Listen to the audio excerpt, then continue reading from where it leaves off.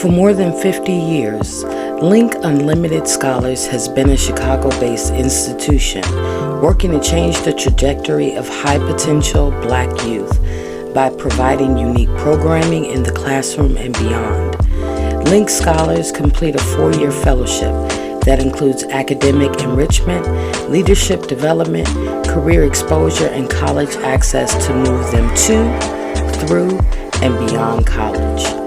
The Chicago Defender spoke with Link Unlimited scholar DJ King about the Link Unlimited program, his excitement for his future, and his message to other young people. So just let our readers know who you are, where you're going to school in the fall.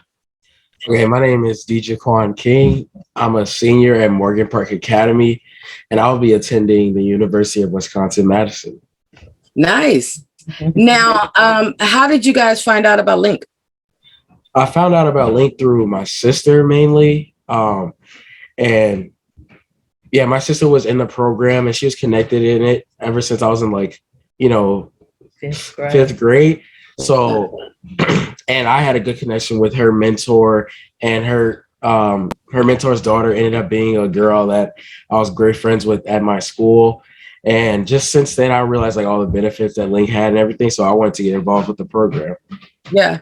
And what has your experience in Link? How has it helped you during your high school career? During my high school career, they've had a lot of preparation events and everything. Since my freshman year, of course, they've had retreats where they basically speak to us about being in certain environments. They've educated us on, being Black in this world that oppresses us and everything.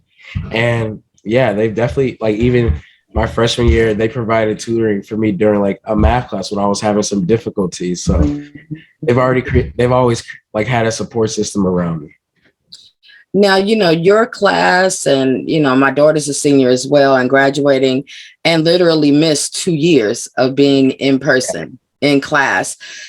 And you guys, in spite of that, have been able to, maintain your grades and be successful. How did you navigate through that loss of interaction and in-person learning? How did you make sure that your grades and everything stayed on point?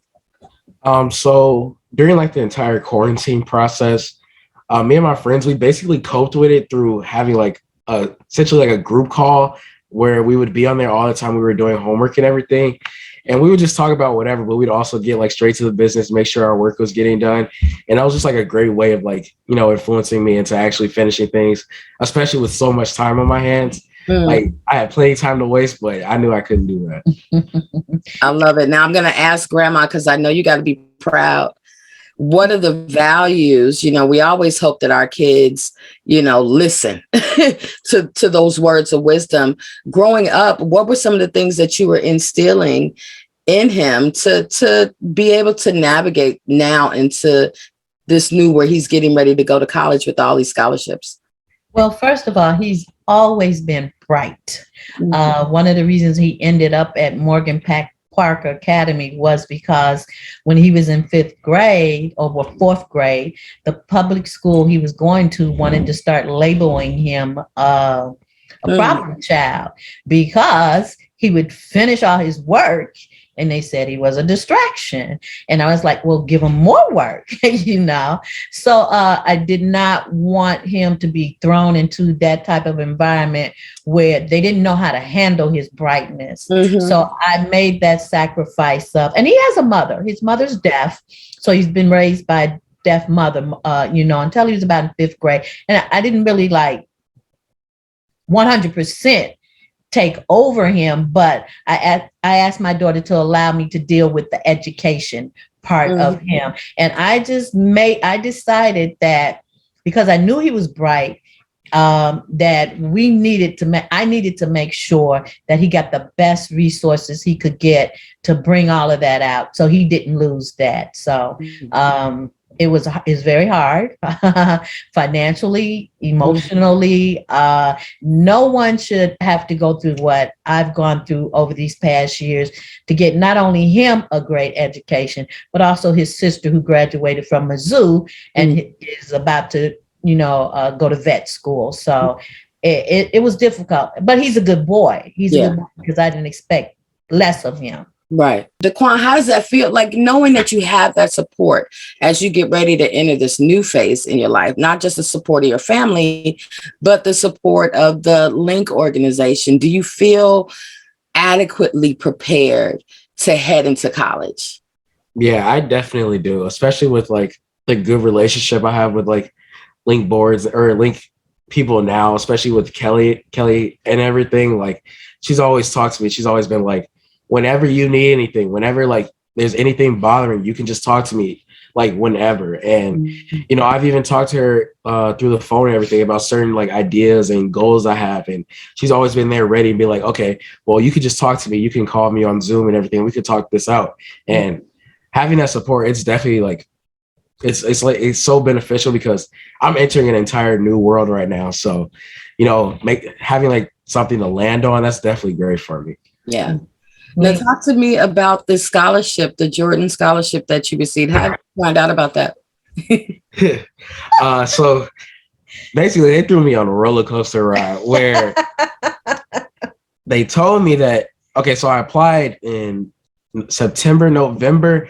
Because of Link. Yeah, because of Link. The hookup with Link. Link had a direct connection with them.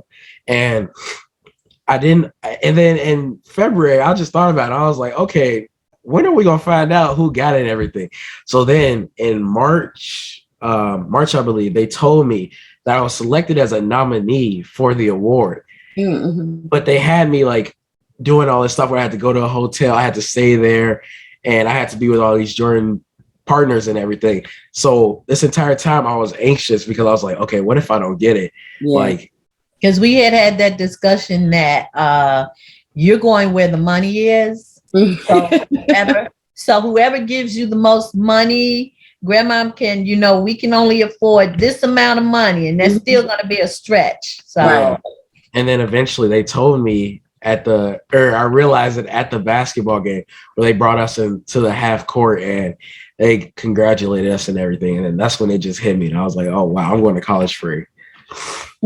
Listen, there's nothing like that, Phil, I could tell you, because I shouted with mine. No, yeah. Well, I cried.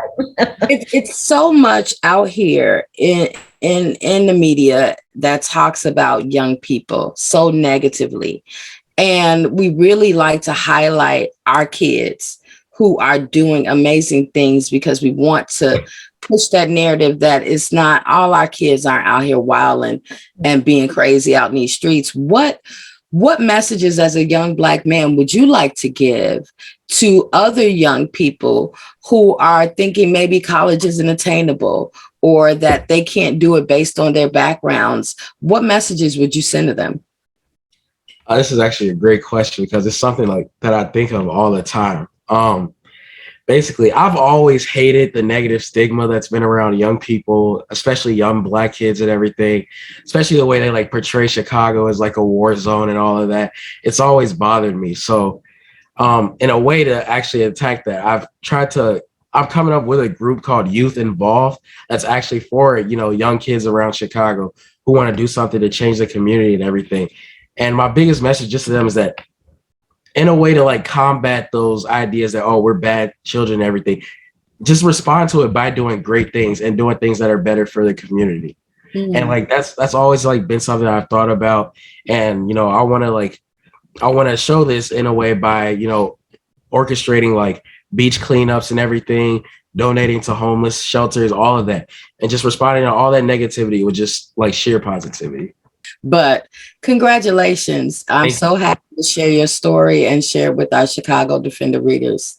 Thank you. Thank you. I'm blessed. You. And you're part of the Link family for life. I'm 47. I'm still a Link alum. we could not have done this without Link. This is Danielle Sanders for the Chicago Defender.